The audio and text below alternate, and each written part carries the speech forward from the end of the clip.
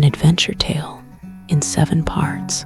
The night Jamal, mockingbird rivers, sang the gambler's honest. The golden pelican didn't serve whiskey. It served whatever was in the barrels after the last flood.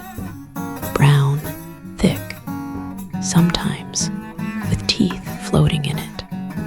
The men who drank there weren't alive in the way that mattered. They'd sold something to stay at the table. A name, a finger, a baby's first breath. Jamal walked in and the cards stopped. Not the men, the cards. Mid-shuffle, the aces turned over by themselves. Queen of Hearts wept blood under the felt. He sang because the owner put a knife to his ribs. Not for money, for quiet. Big Elias, bare-browsered, was chewing on his own tongue again. Happened when he lost. He'd swallowed his left ear last Tuesday. Jamal's voice hit the air, and the room went wet. Not humid, wet like the inside of a mouth. The lanterns dimmed because the flames were listening. Bear stopped chewing, looked at his cards, looked at his hands. They weren't his hands anymore. They were smaller. His hands from when he was 8, before he drowned his brother. He started sobbing, not from guilt, from remembering. Every man at the table remembered. The planter saw the slave girl he'd bricked into the cellar. She was still in there, scratching. The bartender felt his dead wife's hands around his throat. Not mad, just lonely. No one folded. They left, walked out into the Mississippi, and kept walking. The river took them without a ripple. It was hungry that night. The owner tried to pay Jamal. Jamal shook his head. "You don't owe me," he whispered. "You owe it." He pointed at the floorboards. They were breathing. The golden pelican is still there, boarded up. If you put your ear to the door, you can hear cards shuffling, and sometimes a child's voice singing men into the water. The day Annie Christmas met the mockingbird. Annie wasn't 7 feet tall. She unfolded to 7 feet tall. Most days, she walked around at 5'10", hunched, pretending. But when she got mad, her spine made noises like trees in a storm, and her shadow got teeth. She found Jamal gutting fish on the dock. He was 23, but looked 11. The fish were still flopping. They didn't stop, even after he cut their heads off. "You the one that sings?" Annie asked. Her voice made the dead fish go still. Finally, Jamal didn't look up. "You the one that eats men?" Her 12 sons laughed. They shouldn't have. Annie grabbed Jamal by the shirt, lifted him. He weighed nothing, less than nothing, like holding a hole in the world. "Sing for me," she said, "or I'll see if you skip like a stone." He sang, "Motherless Child." Annie dropped him, not because she wanted to, because her arms forgot how. Her pearl necklace, real pearls, real teeth, went cold. Each one was a man she'd killed, and they were all screaming at once. She clapped her hands over her ears. "Stop." Jamal stopped, tilted his head. "You hear them too, huh? Your necklace. It's not jewelry. It's a chorus. They want out." He reached for her throat. Annie broke his wrist. He didn't scream, just smiled with blood on his teeth. "You'll come back," he said. "They always come back. The river don't like quiet." She ran. First time in 20 years. Her sons found her 3 days later, chewing on a rail spike, whispering, "Make it stop, make it stop." She went back to the dock. Jamal was still there, waiting. "Hire me," he said. "You kill them. I'll keep them quiet." She did. The Ballad of the Songless River. Captain Iron Lung. Vance didn't ban singing because he hated noise. He banned it because the commerce was full of holes. Not in the hull, in the crew. Half his boiler men were dead. Had been for months. They just didn't know it yet.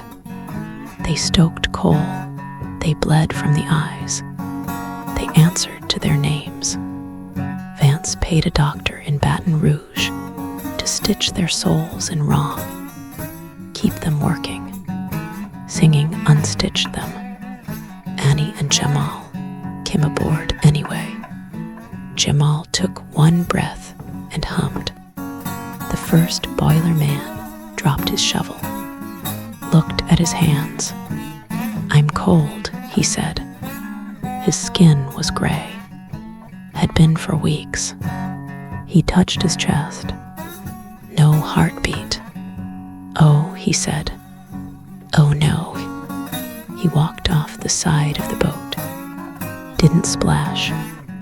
The second one started screaming.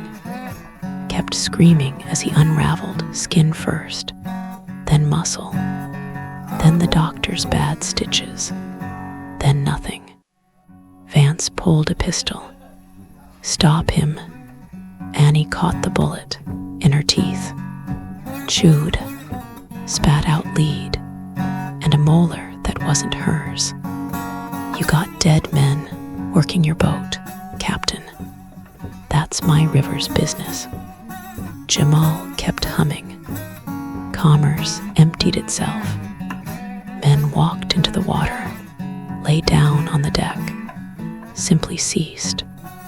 By the time he finished, Vance was alone. "Sing again," Annie told Jamal.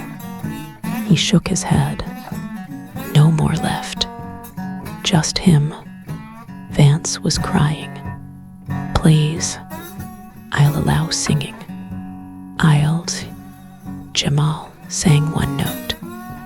Vance's chest opened like a cabinet. Inside wasn't organs.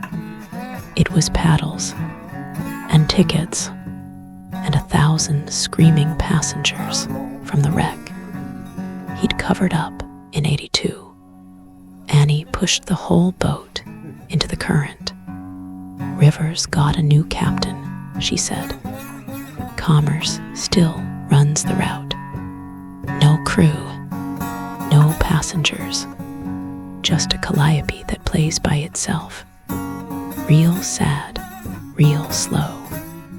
If you board it, you'll work the boilers. You won't mind. You won't be alive enough to." How the mockingbird and the giant unfenced the Mississippi. Colonel Beauregard didn't fence the river. He feigned it. Drove iron posts into the mud, yes, but the barbed wire was soaked in his blood. "Deal with something down there," he said. "Something that honors contracts." The Pinkertons weren't men. They wore men. You could see the seams at the neck, the extra joints in the fingers. They didn't shoot trespassers. They unmade them.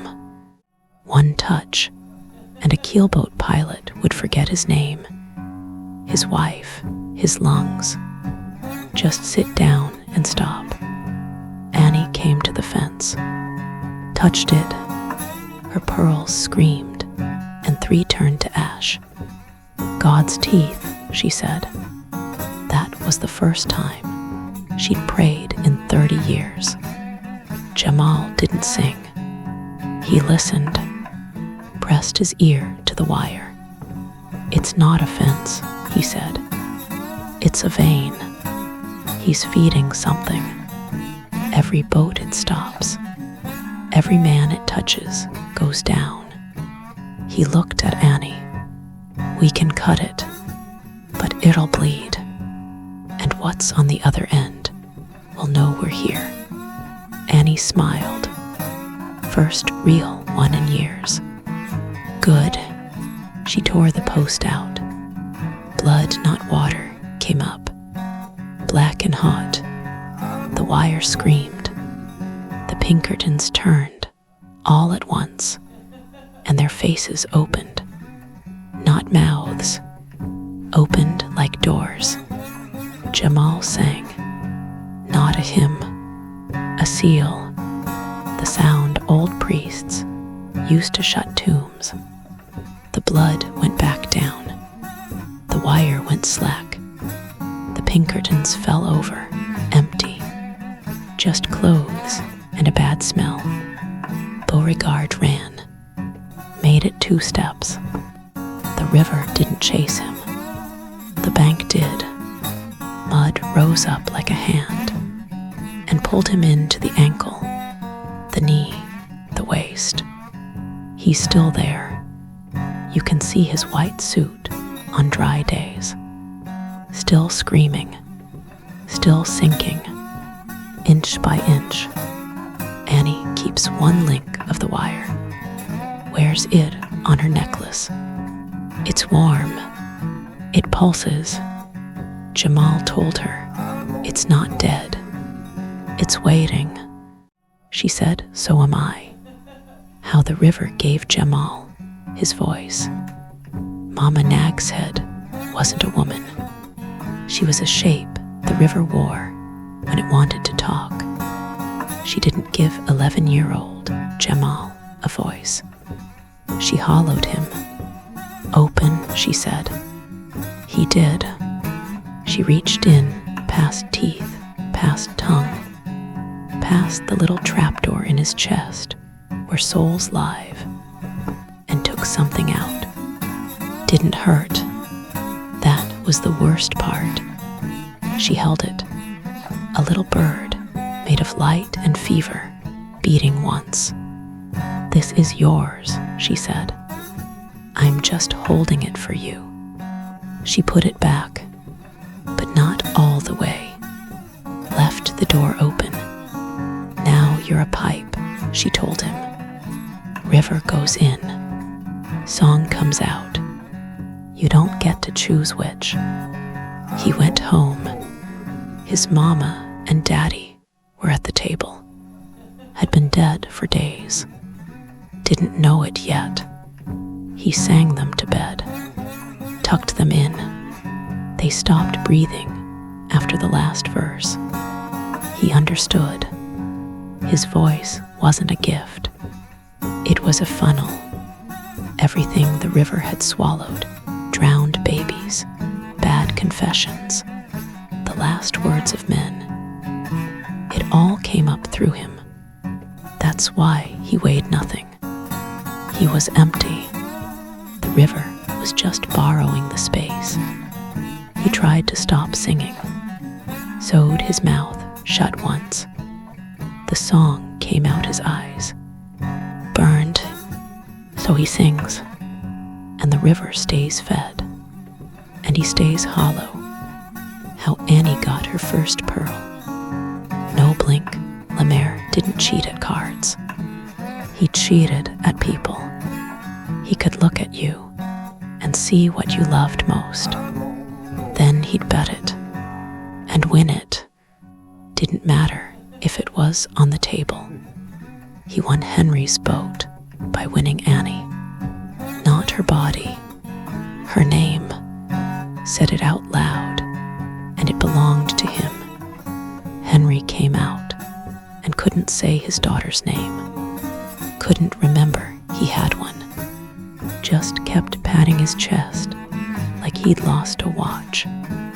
16-year-old Annie felt it happen, felt herself get smaller, like someone took a bite out of the world, and she was the missing piece. She found no Blink in the alley. He smiled, had her name in his teeth. Literally, it was carved there, in the enamel. A-N-N-I-E. Give it back, she said. Make me, he said. You're nobody now. You don't even. She didn't punch him. She opened him. Didn't know she could until she did. Her hands went in, past skin, past ribs, and pulled. She pulled out a pearl. Wet, warm, screaming. It was his word, the thing that let him steal names. She swallowed it. Her name came back. So did 3 inches of height. So did the memory of her mother's face. No Blink fell down. Empty. He's still in that alley. He blinks now, all the time. Can't stop. Can't say anything. Annie cut the pearl out of her own stomach that night. It had roots. She wore it anyway. Every pearl after was the same. She didn't kill men. She emptied them, took the word that made them them, and kept it. That's why the necklace got heavy. She wasn't wearing trophies. She was wearing people. 28 souls, chewing on each other. No wonder she went to Jamal. His voice was the only thing that shut them up. The last song, What the River Really Wanted. Mama Nag's head came back because the deal was due. River gave you strength, Annie. Gave you a voice, Jamal. Payments late. Take the pearls, Annie said. She was 60, shrunk to 6'5", cancer in her bones. Take him. Just let me. Not the pearls, Mama Nag's head said. Not the boy. You. Both of you.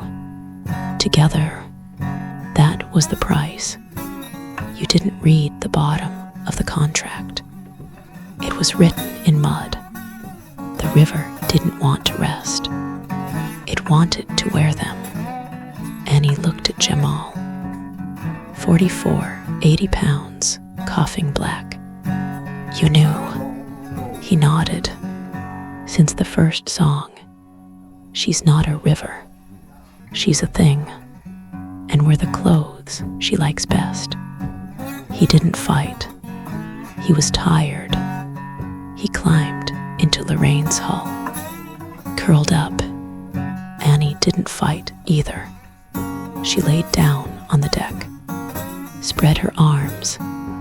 The water came up, not like a flood, like a skin. It covered Jamal first. He didn't drown. He dissolved. His voice went into the water, and the water got a throat. Then it covered Annie, sank into her pores, her eyes, her teeth. Her bones got heavy. Her skin got river cold. She stood up, 7 feet tall again. Permanently, she opened her mouth. Jamal's voice came out. Mama Nag's head nodded. There, that's better. Now she matches her name. Lorraine still runs. Annie pulls it. She looks like a woman, moves like a woman. But if you fall in near her, the water doesn't pull you down. She does, from the inside. And at night, she sings all the drowned songs, all the stolen names, all the pearls. If you hear it, you'll walk into the river, You won't want to.